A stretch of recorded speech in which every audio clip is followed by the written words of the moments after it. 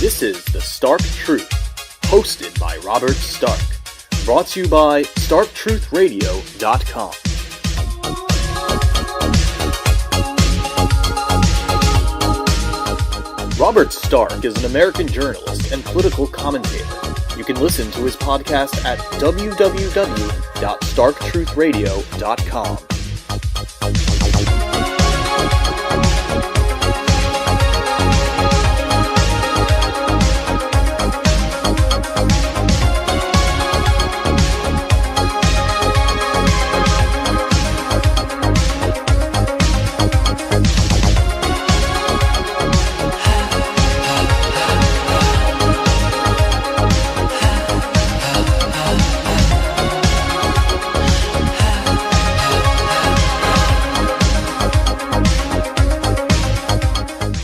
This is Robert Stark.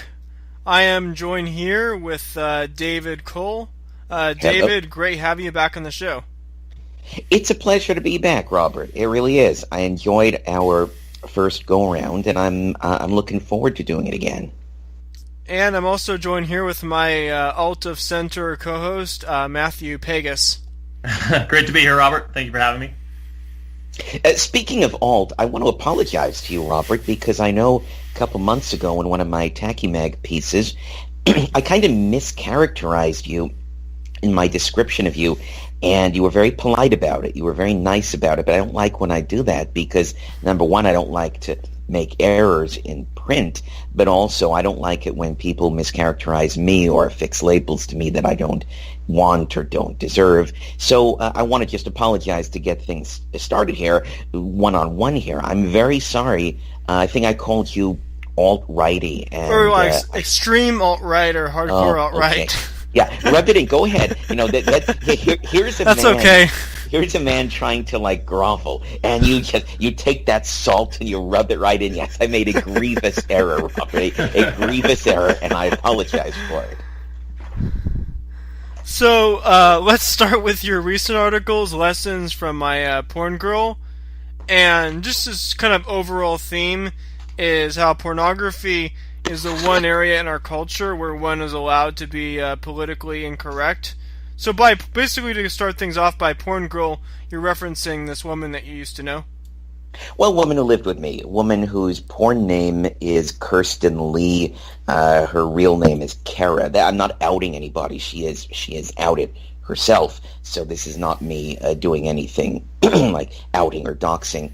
Kara lived with me for almost 2 years and was pretty much my partner in crime. She was 21 when I met her, and I basically, my role in her life was to try to help her out of the porn biz. It's a business that has never interested me, but it was fascinating during that first year that she and I were together before she got out of it, because by the second year, she was fully out. You know, the amazing thing about a porn girl is that once you give them free rent and utilities and food, they no longer feel the need to seek money. And, well, they can just get right out of porn at that point. It's really a miraculous formula. Once they don't have any needs or bills to pay or anything like that, well, getting out of porn seems pretty simple at that point.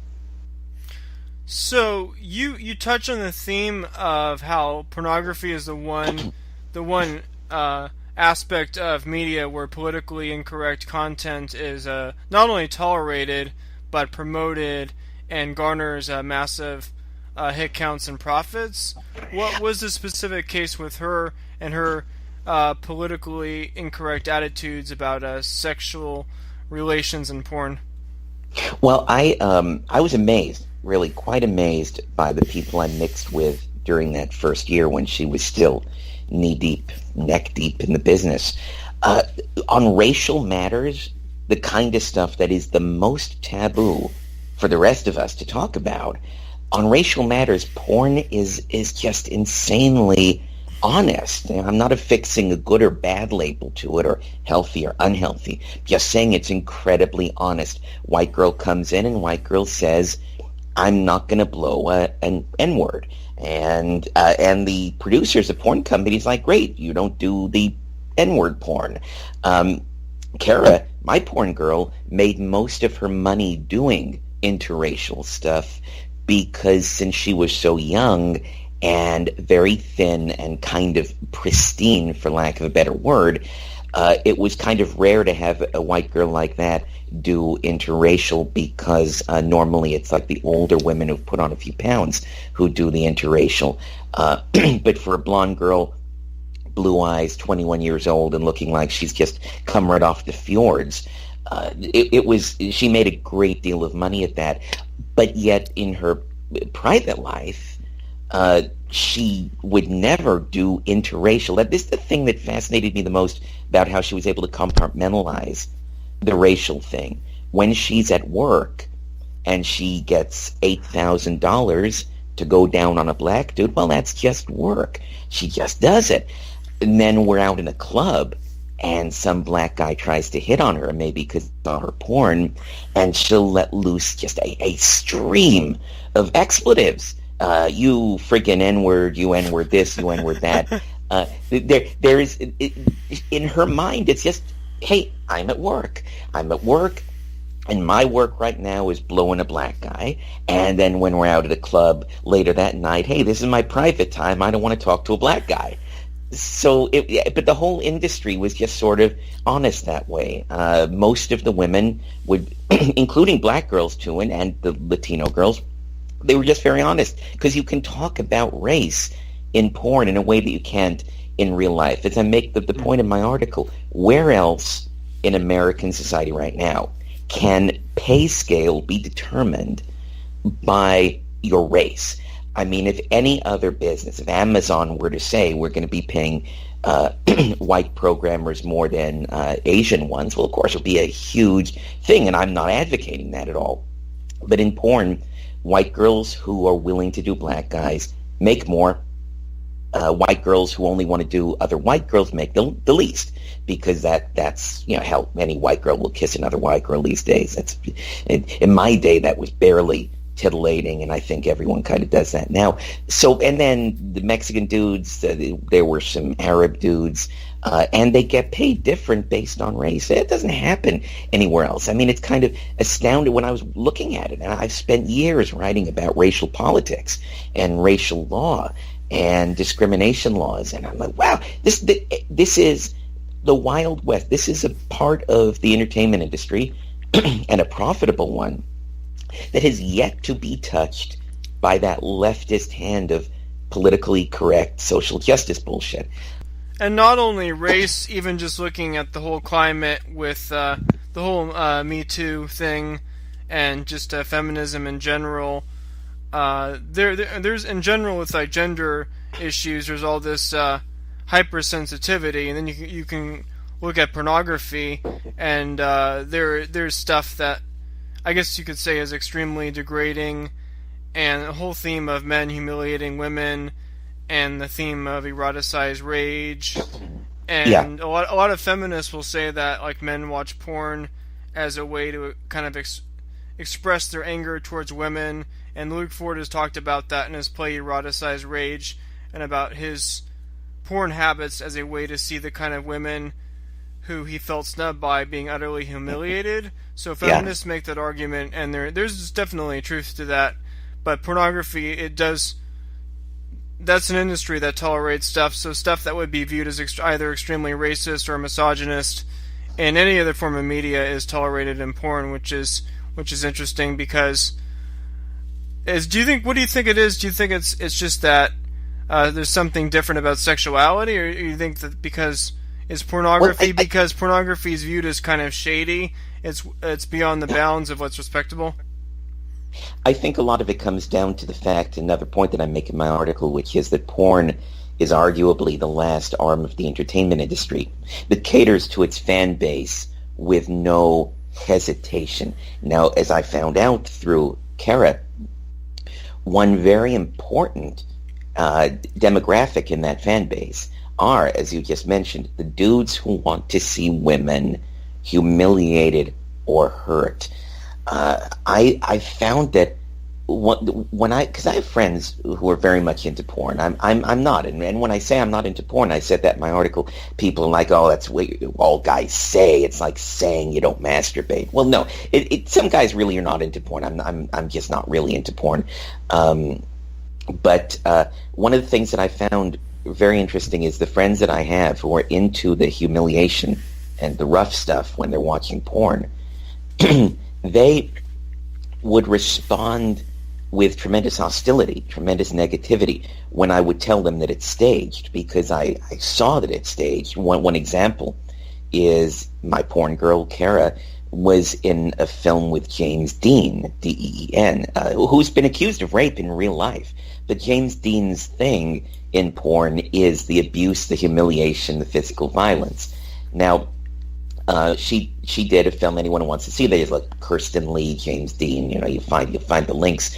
But in the film, it really does look like she's just getting the shit kicked out of her. She was a mediocre actress for real stuff. It's like you give her Shakespeare, Eugene O'Neill, something like that. She's going to struggle with it. But she was a really, really good porn actress. And if you watch the film she did with James Dean, you really do think that she's being abused and humiliated. But they were both completely in control during the entire shoot. And in fact, they were joking and laughing between takes. But when I would say this to some of my porn friends, my porn fan friends, and I would say, well, they were just making it up, and it would like break their illusion. They'd be like, no, she really is getting hurt. I can tell. I can see it in her eyes. And I'm like, dude, I was there. No, she's not getting hurt. These are two professionals in their field who are fully in control, like a dance number or like a kung fu scene, like a fight scene in a movie. They're not really fighting, but their job, they're both getting paid over 10. Well, she was paid about 10 grand. He was probably paid more because he's a star, but she made 10 grand. She's being paid 10 grand to make it look realistic. But no, she was not hurt. She was not humiliated. She was not actually choked. He was a pro. She was a pro. So these guys who like the humiliation aspect of it and the violence aspect of it, they respond almost like you're questioning their faith. Like maybe Jesus isn't the savior. No, not true. Maybe Joseph Smith. Yeah, but even though it's staged, I'm sure like doing some of those scenes with like having 3 guys in like all your orifices or taking the ejaculate of like 100 different guys, I'm sure that's extremely degrading to the actresses. Or the performers. It depends on the woman. Now, to be fair, and as a caveat, my porn girl only did the high-paying stuff. She worked for the companies that still make a good profit, and one of the reasons they make a good profit is they have the money to keep the pirated stuff offline. You have to go to their sites in order to see what they do. They have high production values, prettier women, and generally, I don't want to say better plots, but one of the films that my porn girl did for a company called Teens in the Woods, where she plays a woman, her and her lesbian lover go out in the woods, they make love in the woods, then the lesbian lover wanders off, and Kara is left looking for her. She comes to a cabin where this creepy guy is there, and she's like, have you seen my friend? And he's like, I'll tell you where your friend is if you do this to me and that to me. And that one gets raw. I mean, there's whippings, and there's screaming, and there is torture porn. But again, absolutely nothing for real. Now, having said that, yeah, there's the amateur stuff. There's definitely the amateur stuff where women who are not getting paid well and who are disposable in the eyes of the industry, or that part of the industry, do get humiliated. But Kara laid down the law with all the companies. There were 2 things she wouldn't do: no anal, no feces. So nothing to do with the butt, and don't get poop or pee anywhere near her. And everyone was fine with that. If she had said, I do anal, well, then they would have had her do anal. But when these girls at her level, they actually do have the ability to regulate what they do, and they only do what they're comfortable with. But some of them are very good actors. They're just, you can't be fooled by how sleazy the industry is and how bad they may be as actresses outside the industry. In that industry, they can sell it. And Kara sure as hell can sell it. You see the film she did with James Dean and the one that the Cabin in the Teens in the Woods one. It really does look raw, and if I had seen it from a different perspective, not having seen it being made and knowing about it being made, yeah, I probably would have believed it was real. And you make a fascinating point about censorship. So there's been this massive purge on social media, and of Stefan Molyneux and Alex Jones and just lots of dissident figures. And basically on a tube site in pornography, you're not going to be censored unless you do something that's explicitly illegal. So there's basically freedom of speech. So if you make a porn video using the N-word, you're not going to have your video taken down from a tube site. That is literally a subgenre. You can go to Pornhub, which at any given week will be anywhere from the number 5 to number 10 most visited website in the world. You can go to Pornhub and look up N-word porn, and there are dozens and dozens of videos of black dudes or black women either doing things or having things done to them while the N-word is spoken. It's something that people actually seek out and do. Same thing with Muslims. You can find porn that involves the hijab or the burqa, and where they talk about Muhammad. I mean, that kind of stuff would get you killed. That kind of stuff would get you assassinated. Well, I would think they would be in danger of being of that from radical Muslims. It's funny that has never come up yet, because, yeah, you would think, especially because radical Muslims generally will always prefer having sex with goats to women anyway. And you would think, therefore, that they don't really care for the porn business because alcohol and porn, in theory, are supposed to be forbidden to them. But I think maybe it has not come up because it's something that's not yet on their radar. Pamela Geller talks about doing a Draw Muhammad contest and 2 assassins show up. And yet every day there is this stuff in the porn world. And maybe the porn groups have just not caught wind of it yet, or I mean, the Muslim groups have just not caught wind of it yet. Maybe or maybe they feel it's beneath them to even mix. Remember, a lot of these loons don't even touch women. They're not supposed to shake hands with them. They're not supposed to lay eyes on them. So maybe this is something that their own superstitions are keeping them from paying attention to. And I'm not talking about all Muslims. My understanding is the Muslim world is a huge consumer of porn, but I'm just talking about those loons that really hold fast to these superstitions. Maybe this is a world they feel is so corrupting that they don't even want to blow it up. Yeah, it's almost like they'd have to admit that they'd seen it in the first place to make a big deal out of it. Yeah, and I'm just offering a theory because I don't really know, but it is interesting that as of now, it is yet to go on the radar. And plus, there's a good deal of anonymity in porn. My porn girl is outed now because she decided to. She got a role in the movie Aquaman that's coming out in December, the Marvel, the DC Warner Brothers film, and she just figured, well, I might as well just say who I am and maybe get some publicity for the fact that there's going to be a hardcore porn girl in Aquaman.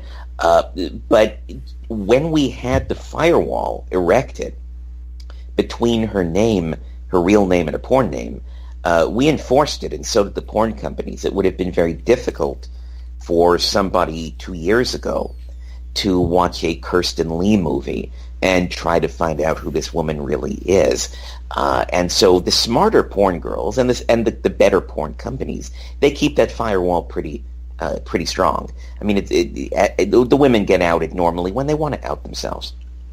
As porn becomes increasingly socially acceptable, which I think it's fair to say that it is, even though there's definitely still a stigma, I see more and more people online being more and more open about watching porn, and more people even being open about working within porn. Do you think some of these dynamics that you're talking about, where it's kind of a bastion of free speech and a lot of kind of very seedy and politically incorrect content, do you think that could come under threat? Yeah, I think the left is even worse than the lunatic Muslims. I think the left truly cannot abide any arm of the entertainment industry, especially one as profitable as porn. They can't abide this going on. They've already started laying the groundwork. There's a lawsuit that I mentioned in my article where a black male porn actor is suing a porn director for telling the white girl in the scene to say the N-word to him. So, and they're suing, and all the liberal groups are behind this.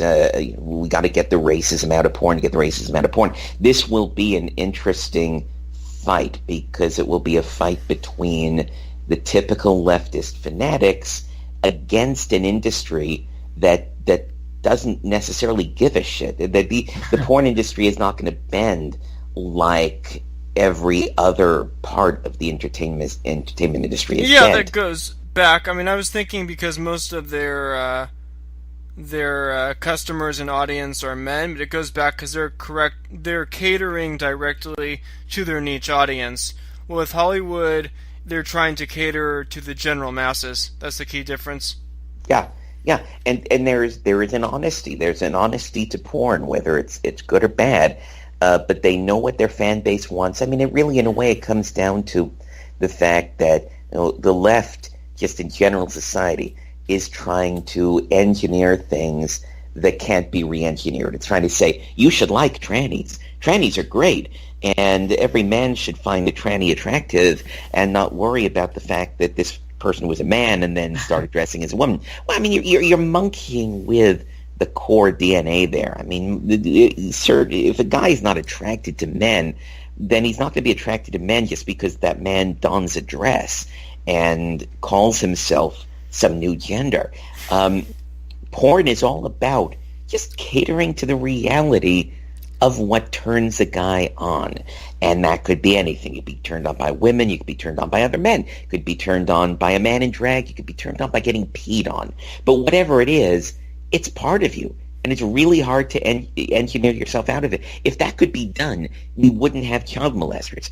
If engineering yourself out of a fetish was that easy, well, then every dude who starts to like kids can just go to a seminar and get a switch turned off, and bam, they don't like kids anymore. But we all know child molesters are repeat offenders. They're repeat offenders because they can't turn that stuff off. Porn recognizes that whatever your fetish is, whatever your preference is, you're not going to be turning it off, and you're going to want to pay for it. And the more that maybe you can't see it in the legitimate entertainment world. I mean, an example. There was a cousin, a mentally retarded cousin of a friend of mine, whose thing was watching women beat up men. That's the porn that he would like. He was kind of retarded to the extent he had maybe the mentality of a 10-year-old. But he got off on watching women beat up men. So his relatives who he was living with, who were his caretakers, they made sure he had no access to porn. They cut off on his internet, on everything else. He couldn't see porn. But he would still just look for mainstream examples, from action films. And you see this all the time with the fad of female action heroes. Have you seen the scene in the film The Crush where Alicia Silverstone walks into the busy business conference in her riding uniform and slaps Nick Elliott? Yeah. Long time ago, but yeah, I saw the film. And if your thing is watching women abuse men, then you can find that in mainstream entertainment. But if you couldn't, if like all of a sudden that was, if we went back to the standards of the 1940s. But did you know she actually had to use a body double for that film, for the nude scene? I may have heard that. I forget what her age was back then, but I may have known that back then. What was she? I mean, how old was she when she did the Crush? She was pretty young, maybe like 15. So. Oh yeah. Then of course that would make sense. I know that like the actresses in Fast Times at Ridgemont High used body doubles. And by the way, that's another interesting thing about the porn biz. They take those laws really seriously. They take the respectable companies. I can't speak for the amateur ones, but the respectable companies, stuff about age and stuff about health requirements. During every month, my porn girl would have to be recertified. We would drive out to the valley, and she would get a checkup, a full-on checkup for any STDs, anything related. And one particular month, she came back positive for chlamydia, and she could not do porn for a month until she was certified clear of chlamydia. But they take that stuff really seriously. You got to show your certification on the set, and kind of the same with minors. They check your age, and they make sure that the kind of things like Tracy Lords that happened in the 80s and 90s, they make sure that doesn't happen again. So they're very careful about checking the age, but there is a genre where they look for a young, but that's legal as long as they're of age. Well, and in fact, this circles right back to my own porn girl, Kara. She had very prepubescent looking breasts. I mean, pretty much body-wise, she looked like a 12-year-old, even though she was 21. One of the reasons she made so much money is because she looked like a teen. Now, she was 100% legal, 100% an adult, but naked, and because she looked young in the face as well, she could certainly have passed for a 16-year-old or a 17-year-old easily. So a lot of the stuff she did, she made an especially large amount of money from, because they do in fact look for the over 18s who look under 18s. They're not going to use an under 18 because they know, this is a business about making money. You're not going to make money if the LAPD crashes in and you get prosecuted. But they do look for the 18 and overs who can play younger. And yeah, that probably exists in gay porn too. Oh, I can imagine, certainly. In fact, the guy who got my porn girl into porn was a gentleman in Austin who was what they call gay for pay. He was a young dude who himself was not gay, at least, he wouldn't admit it, but he would make a lot of money being the young boy, and even though he was an adult, he was over 18, but he would make money doing gay porn. Of course, from my perspective, I'm like, well, you say you're not gay, but my gosh, the stuff you're doing. But that's just my own prejudice, not as a guy who would never do that kind of stuff. But yeah, you're right. The gay porn also uses the very young-looking boys. I know there's like a lot of racial fetishes in porn, like the race play, the Asian porn, Asian fetish is huge, and there's a general perception that there's a lot of Jewish influence in the porn industry, but surprisingly there's very little porn of that genre. So if you were to go on a tube site and type in, say, Jewish and blonde, like basically nothing would come up. I don't know. That's something I probably should have looked into for my piece, because I don't know. What I will say, Matthew, have you tried that? I'm not sure I would admit it if I had, but I have not, actually. One thing I will say, because obviously I hear a lot from people like, the porn's a Jewish racket.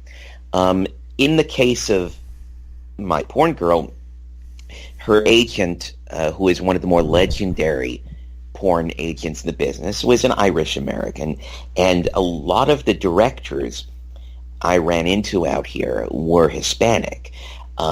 Porn definitely was something the Jews, back when porn was especially forbidden, porn was something the Jews were very heavily behind as producers, because that's what we do. We produce movies. Any kind of movie, you'll find a Jew producing it. But out here, at least, and I can only speak for LA, I can't speak for other markets, although my porn girl started in Orlando, and I think it's the same in Florida. In LA and Florida, there's a very strong Hispanic element, Cuban money, and Cubans in Florida, and Mexicans, other kind of Hispanics out here. So I think I kind of look at it like communism, where the originators were heavily Jewish, but now you have these Puerto Ricans like that moron in New York who are carrying the torch for communism and are not Jewish at all. These things might be started by a certain group, but then they take on a life of their own because they're attractive, either because they're profitable, or in the case of communism, because they're attractive for a lot of very, very negative ways. But still, what the group that starts it is not always the group that then ends up being the only people involved. A lot of anti-Semites would point to Jewish involvement in porn as proof of their degeneracy.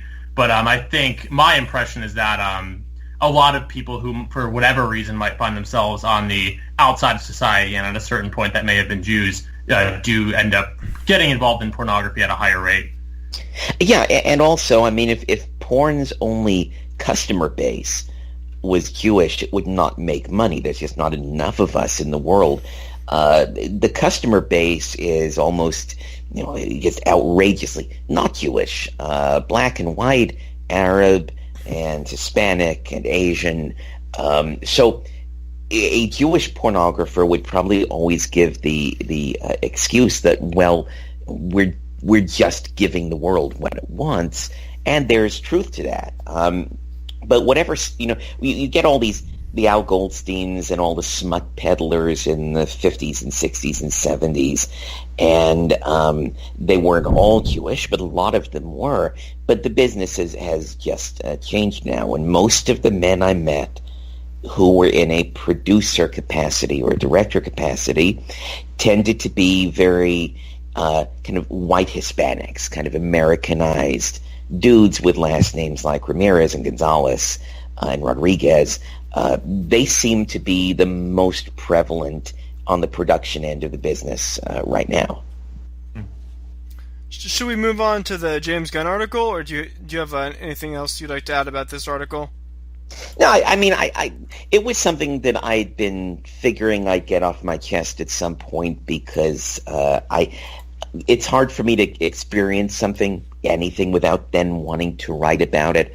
As long as my porn girl did not want it to be outed, as long as there was a firewall, I was never going to write about it. But once she let me know that she was fine with being revealed, well, at that point, you can't ask a guy like me to not write about something. It's cruel. It's inhuman. Oh, yeah, for sure.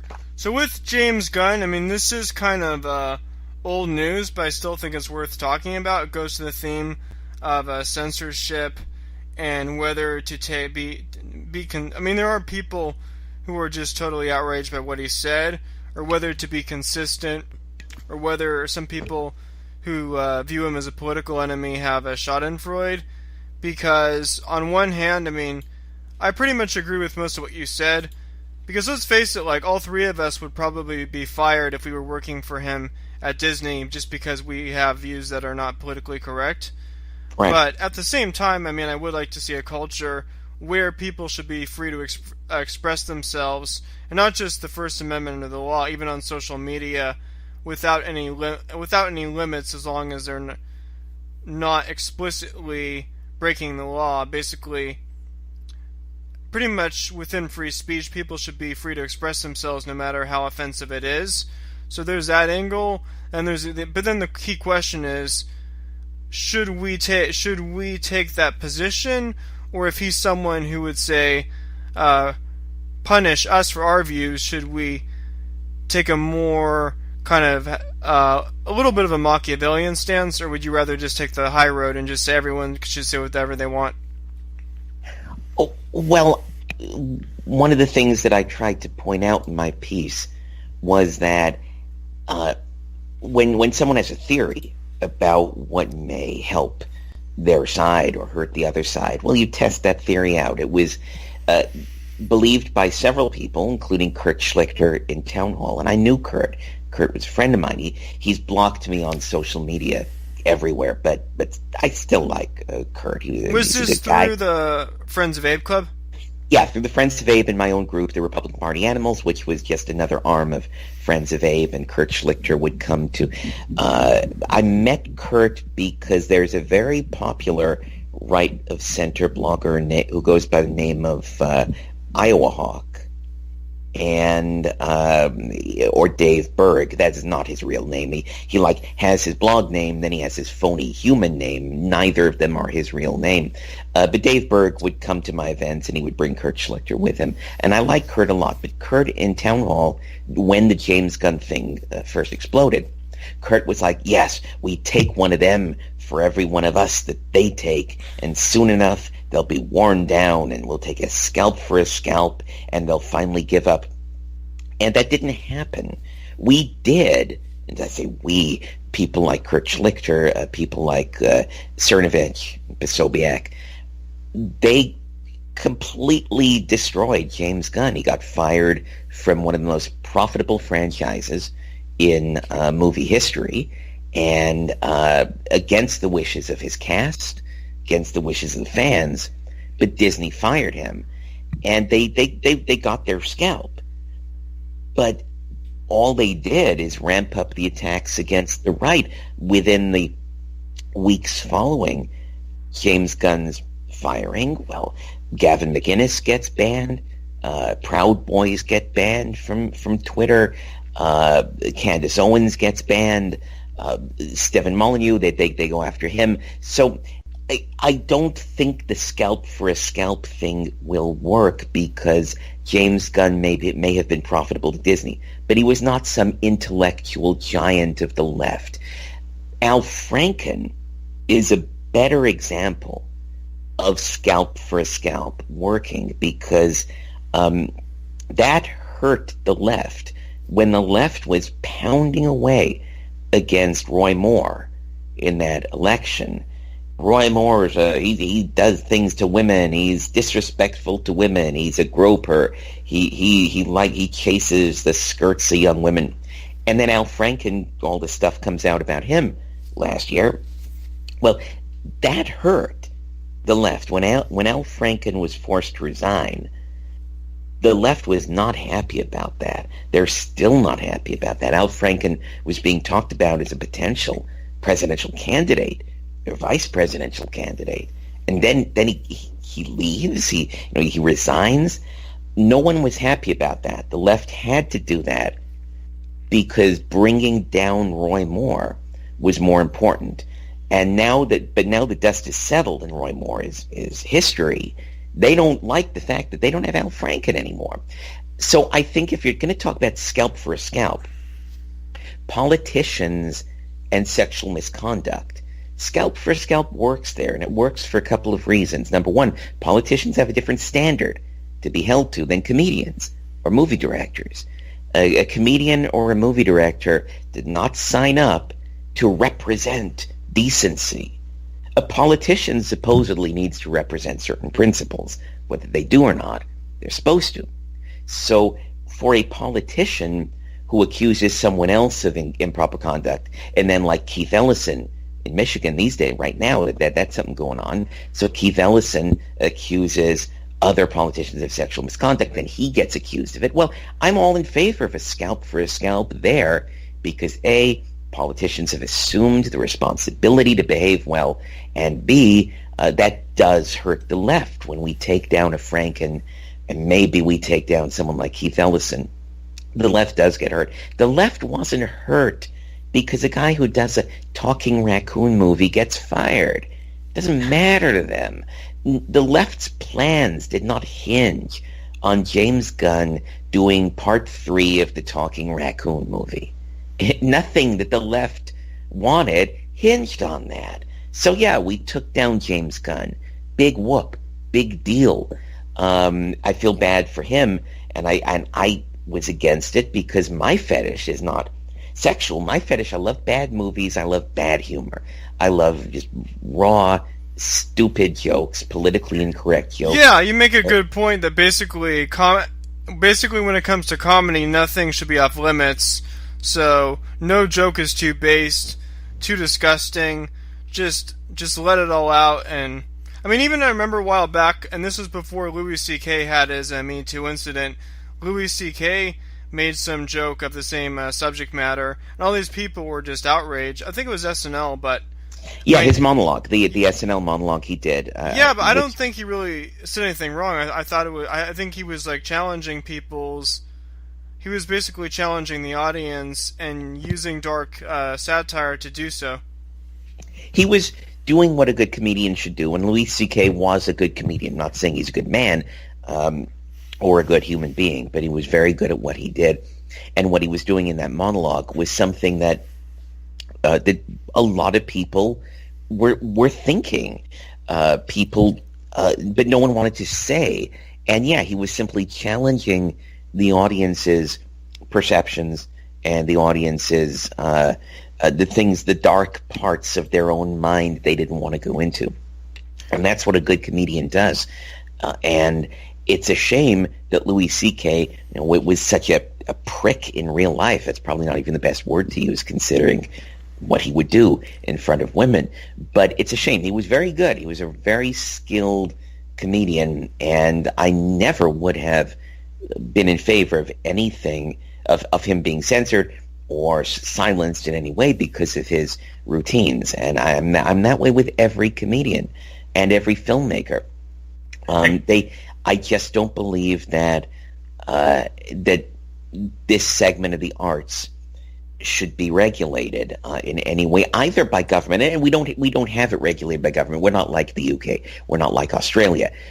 We don't have it regulated by the government. But the left has tried to create a kind of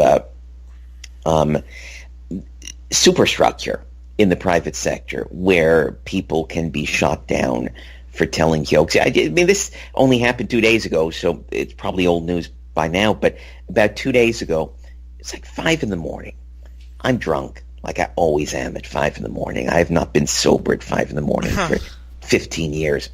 And all of a sudden I see on Twitter, Norm Macdonald, one of my favorite stand-ups, to me, one of the great comic geniuses working today. Norm Macdonald is trolling the hell out of Lena Dunham. And he's merciless. Macdonald is going to every single tweet that Lena Dunham had made, and she's a very prolific tweeter. So the tons of material, tons of stuff. And he's going to every tweet she's done in the last few weeks, and he's trolling it. He's mocking it. And I'm watching this unfold in real time.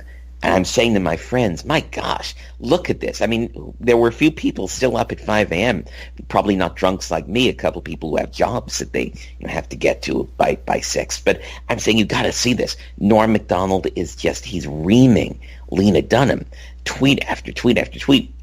And it was a joy to behold. And then I pass out. I go to sleep, as I always do. I wake up in a daze at 1 p.m. or 2 p.m., and I go back on my computer. And it's gone. He erased all of it because he was afraid that she would be offended. And I thought, my God, what kind of world are we living in? His trolling was quite funny. He wasn't doing stuff like, you're a fat bitch. Anyone can do that. There's no skill there. There's no skill in trolling Lena Dunham by saying you're a fat, ugly bitch.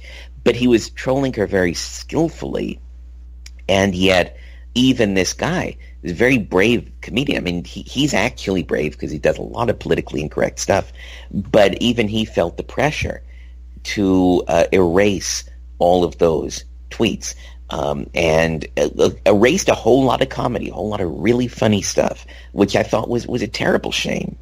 It kind of seems like comedy used to be a little bit more like what porn is now, where there was a sense that you could say racialist things or just generally or sexist things or generally politically incorrect things, and it would be written off, within reason, in the name of comedy. But that's definitely changed over the past 5 or 10 years. You're 100% right. Yeah. Even some of those like jokes on Californication about the casting couch wouldn't fly under the Me Too climate. Yeah, I was always really struck with Californication. I just finished watching that entire series a few months back, and that ended in 2014, which wasn't really that long ago, but already it's completely unimaginable that a show even half as politically incorrect as that would ever be on Showtime now.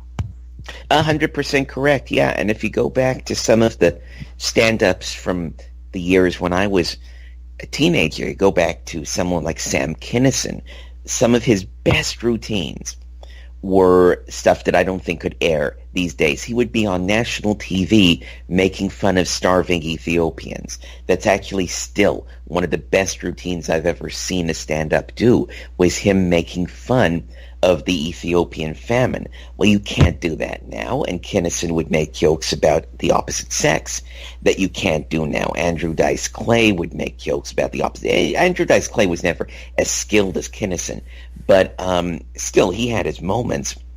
And you have all of these comedians from the 80s who came of age, and then you have the ones who became successful in the 90s doing politically incorrect stuff, who then renounced it. Best examples, which I mentioned in my article, Jimmy Kimmel. We would have no Jimmy Kimmel without The Man Show. And The Man Show was all about girls with boobs jumping on trampolines, girls with boobs doing booby stuff.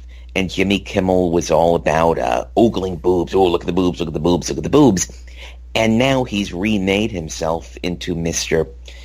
Johnny Carson, and he's crying on TV about his son not being able to get health care. And he's renounced what made him famous. And his ex-girlfriend, Sarah Silverman, same thing. Sarah Silverman became famous in the 90s by telling racial jokes. I mean, one of my favorites that she did on Conan O'Brien on national TV, on NBC. She was doing a bit, and one of the best things that she used to do, you didn't know she was doing a bit. You would think she was talking about her real life. So she says, yeah, I'm dating a guy now.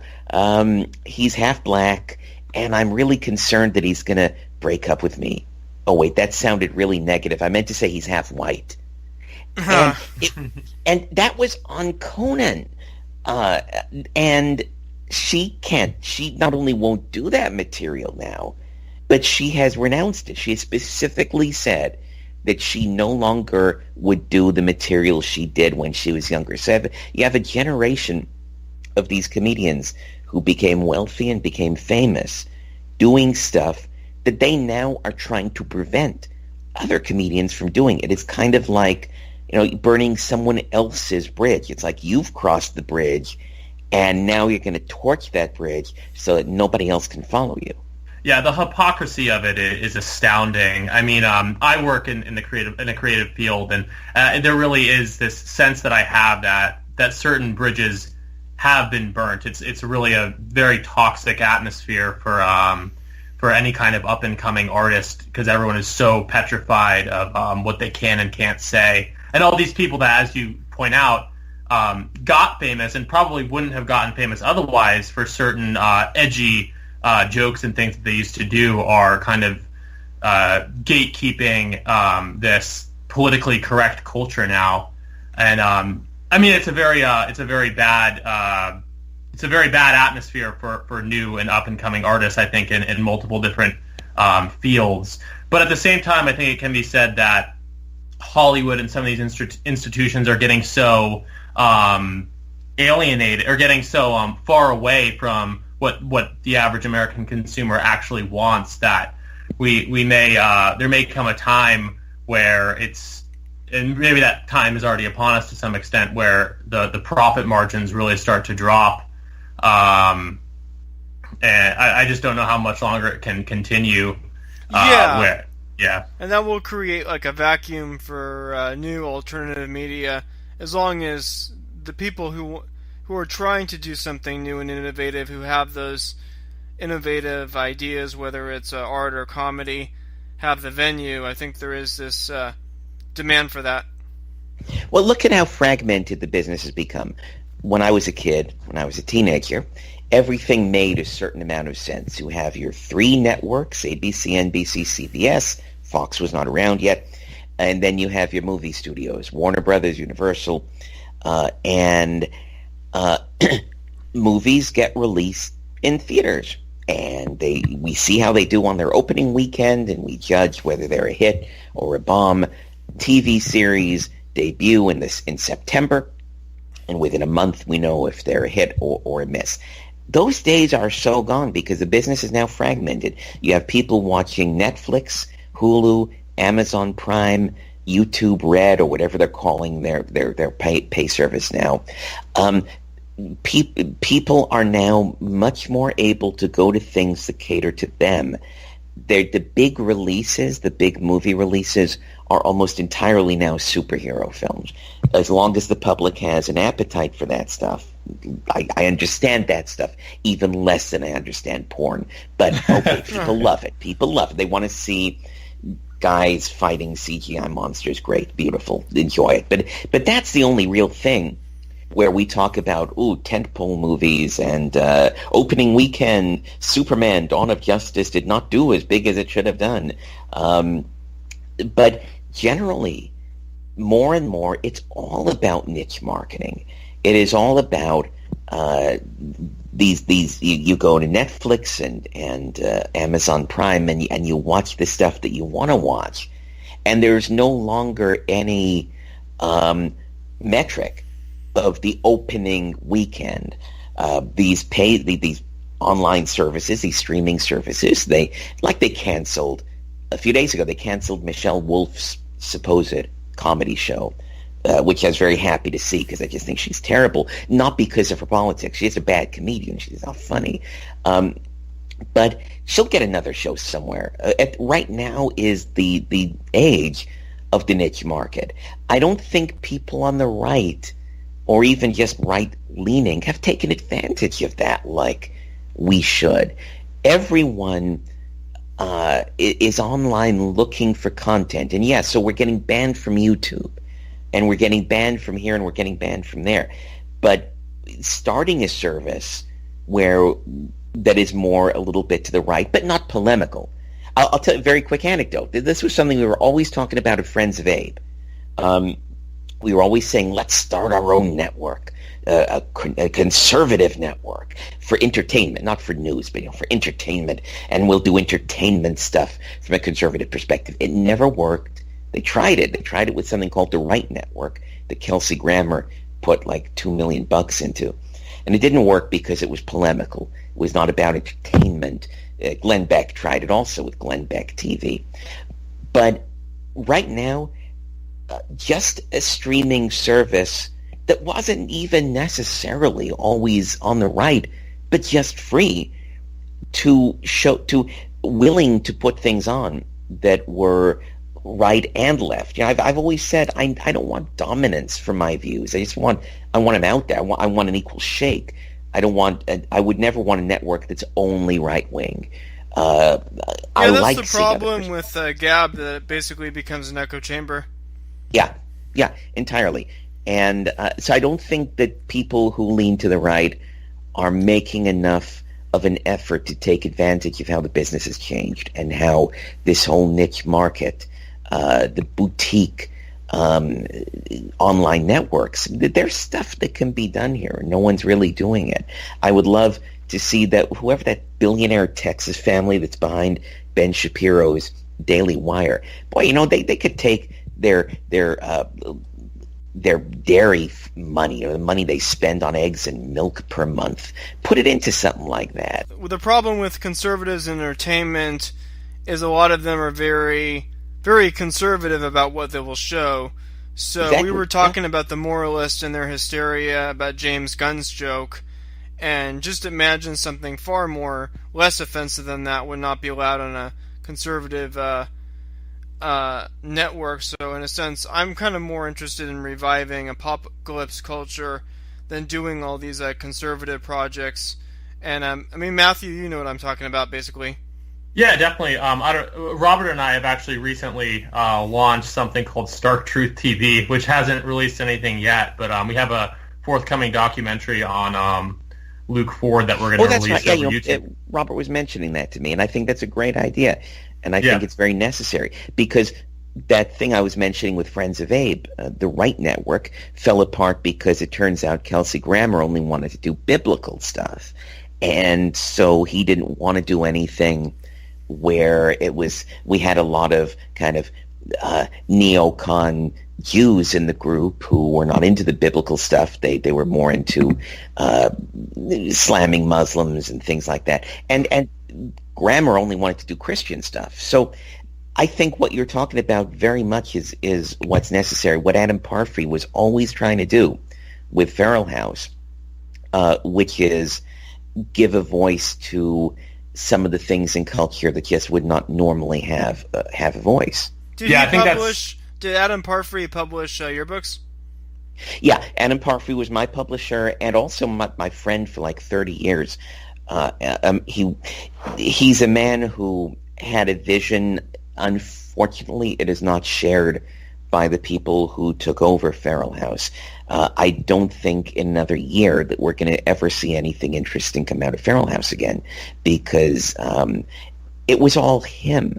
It was all him as a person.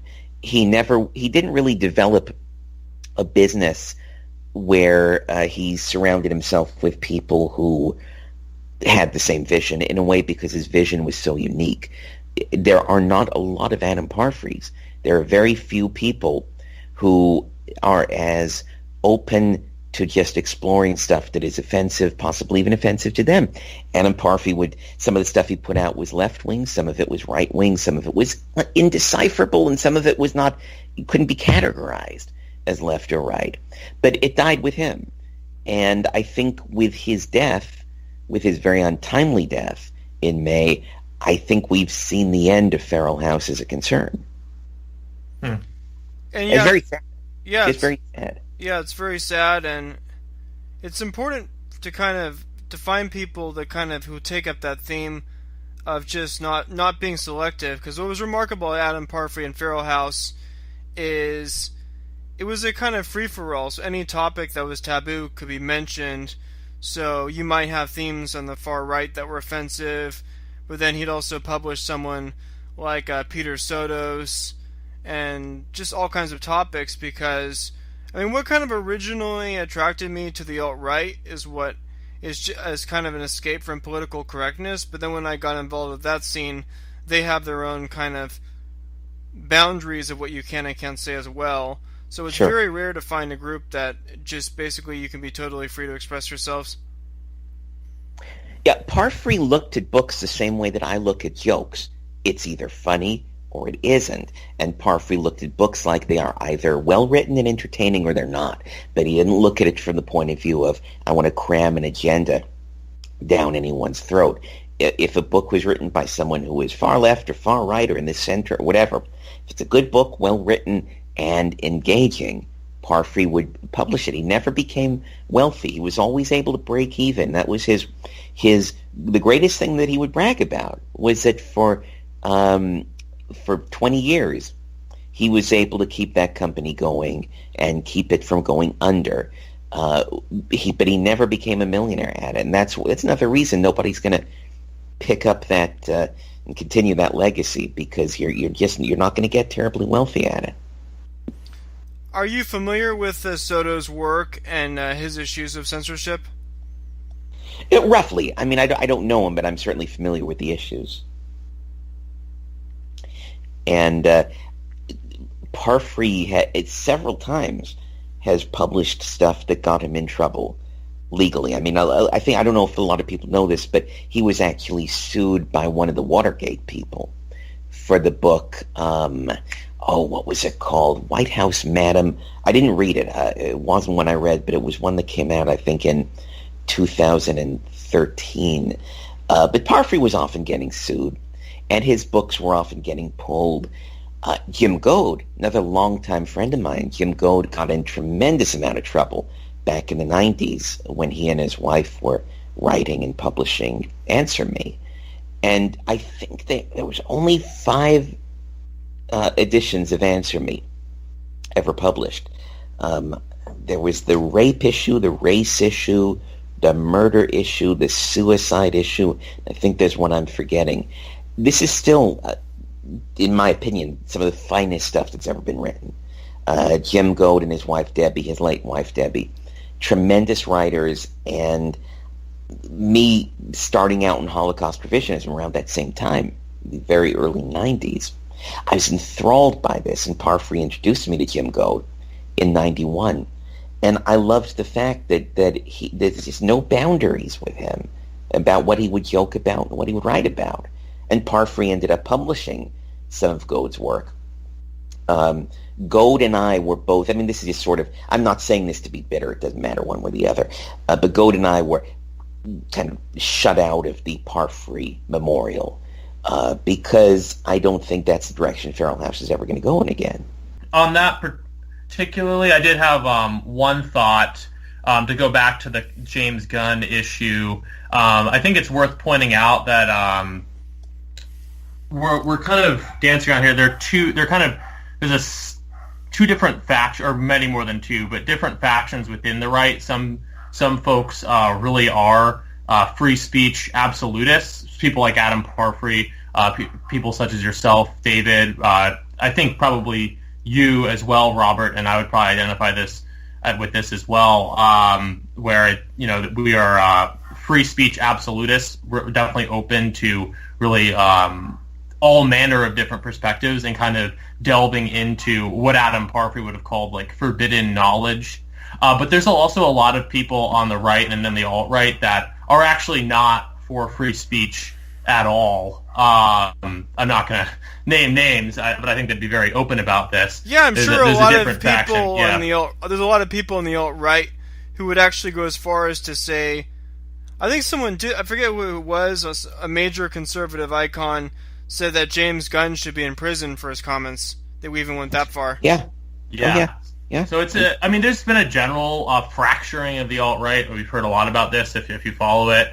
And I think a lot of divisions are coming out, and I think one of them is definitely between people who have a really kind of Puritan might be too strong a word, but that kind of a vision for white identity politics or whatever you want to call it, and then others, and I'd count myself among them, who have a much more general interest in kind of forbidden perspectives and harder truths. And a lot of them... Yeah, very true, very true. Yeah, a lot of them literally believe that James Gunn is part of this secretive Pizzagate pedophile cabal.